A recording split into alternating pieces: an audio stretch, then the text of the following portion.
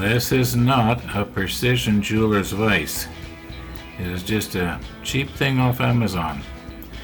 So I want to be very careful that it just doesn't all of a sudden start squeezing really hard and crush everything here.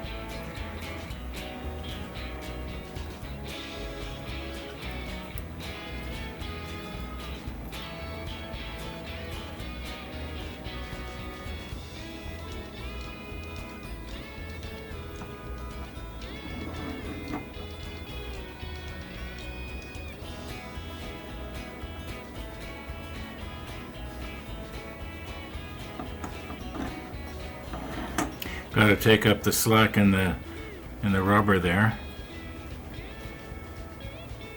That might be good. That might be good enough. Now, my thinking is, if I use my razor saw here, maybe the kerf in the razor saw will be narrow enough to sort of get that groove that we were working on yesterday.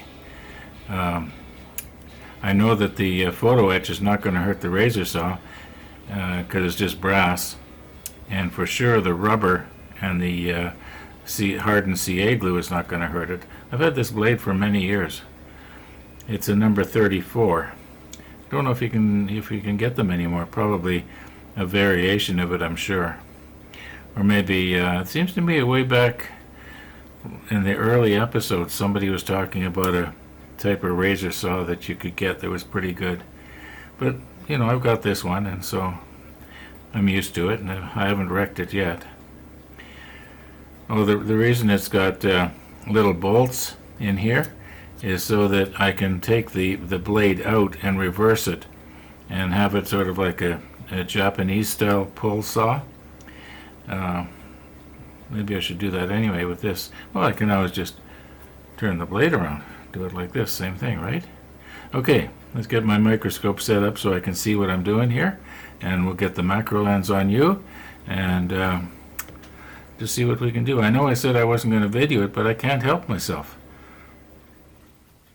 Now this is a little bit higher than what I like for comfort, but it's going to have to do here.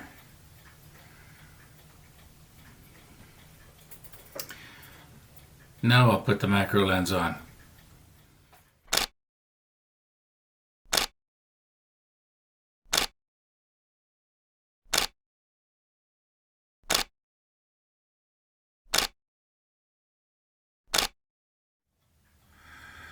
Okay, I'm looking through the microscope and you're looking through the macro lens, and I want to cut right along there like this.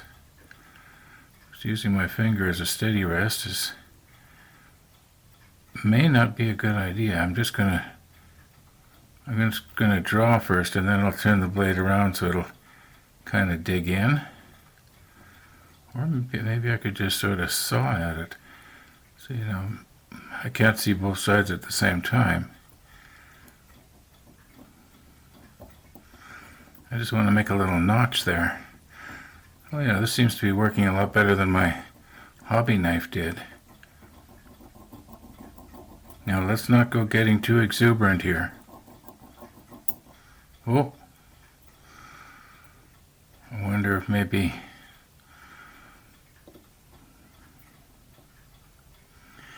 Okay, the wheel is starting to turn.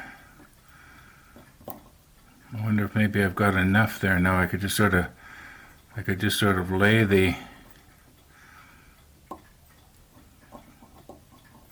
easy line right in there where the brass is sort of glinting through. At least I can see it. Maybe the angle isn't right for you.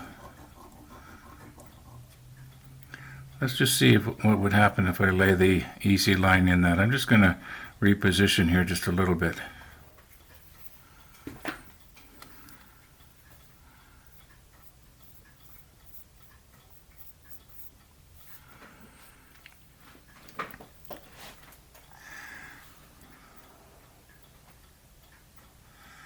Now, as you can see here, I have not cleaned up the end of the easy line. I just want to see what oh yeah, that'll easily fit in there. I could almost leave that paint on there, but I'm not gonna.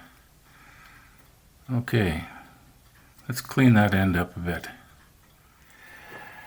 Now I'm thinking that maybe I can use a block of wood here that will kind of act as a steady rest.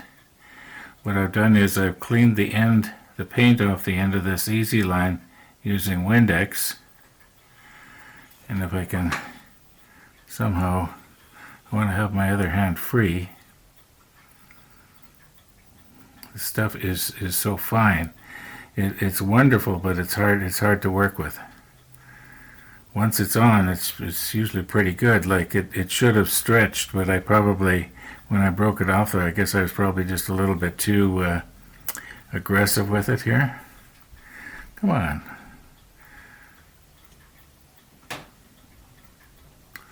Okay. Now, I should maybe have my other glasses on. I will change, but the idea will be to just sort of be able to hold it a little steadier there. I'll put the macro lens on so you can see what's going on. Okay, let's just try and do a dry run here. Now that end that looks a little bit frayed, if I could get it to glue in that crack right there the way it is, then I do believe the weight of the airplane will pull that little kink that you see just above the tweezers straight. Okay, let's just get our CA glue and try and put a very small amount just right in the front of that crack. Just a tiny little amount, and that's going to be the hard part.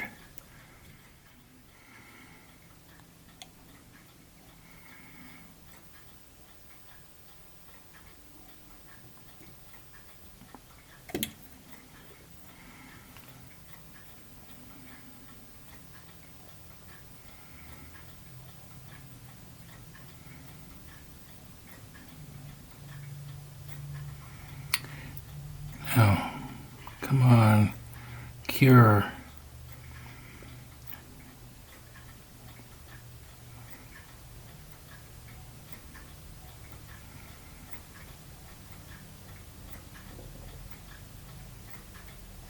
We got it.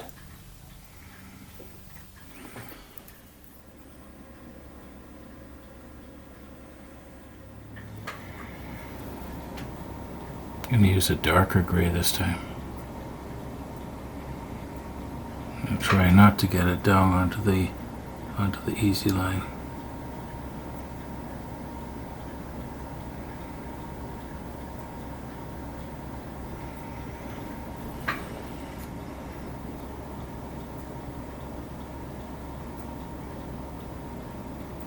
Okay, check the monitor and see how that looks.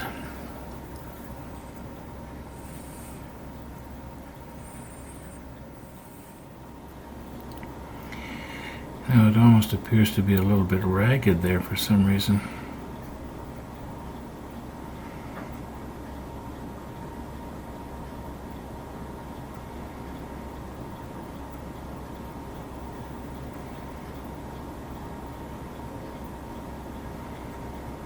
Okay, at a distance that's going to look okay.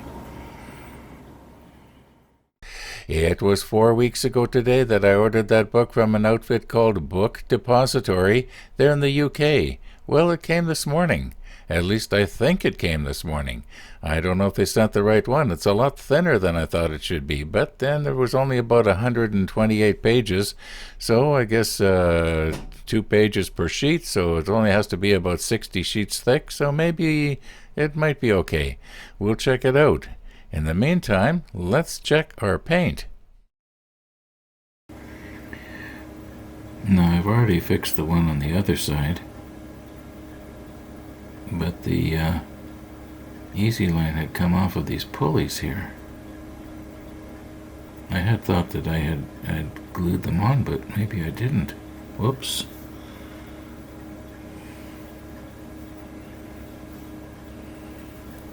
This may take a moment. Once again, it's a good thing that I can edit out the mistakes.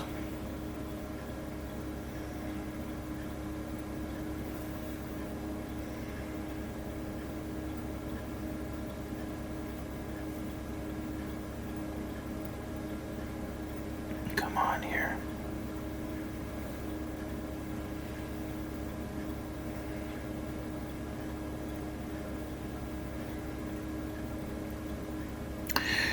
Well, we're back to where we were.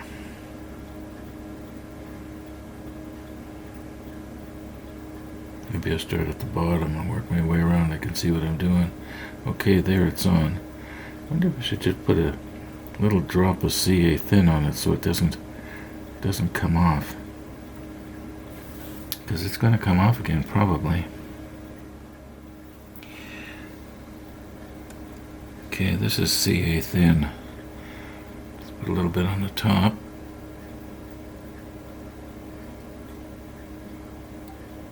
A little bit on the bottom.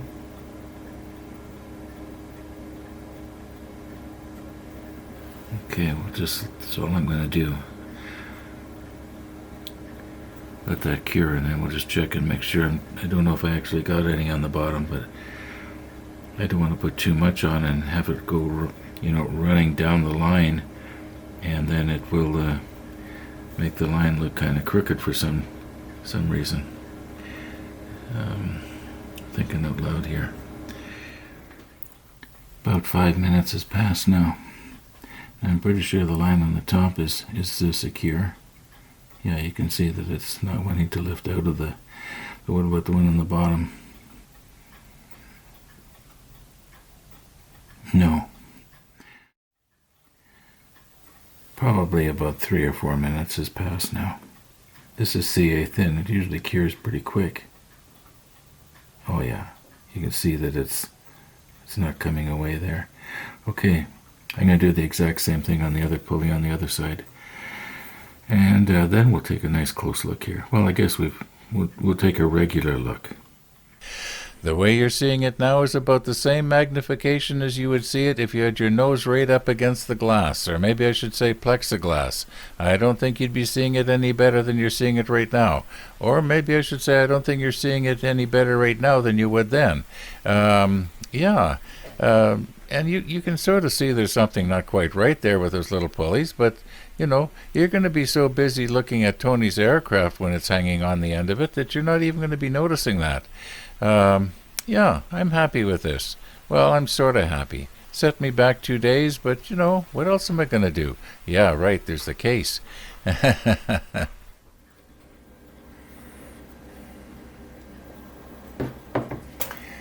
Let's take a look at our book.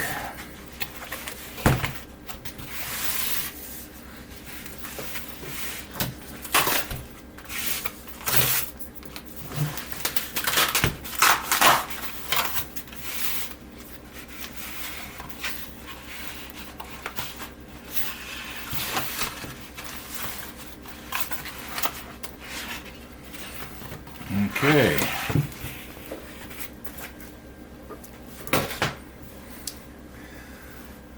Battle cruiser hood.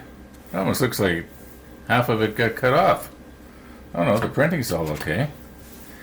Well, I don't know if I should be doing a proper book review right now or not. Looks like it's got some pretty good diagrams.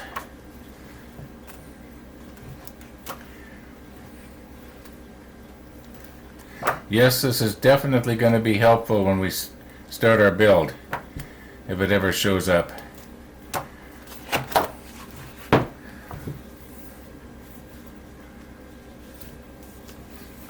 Lots of detailed diagrams here. Oh my goodness. I believe this is going to be really helpful. Okay. Now we've seen it. We'll get to see it a lot more as the build commences.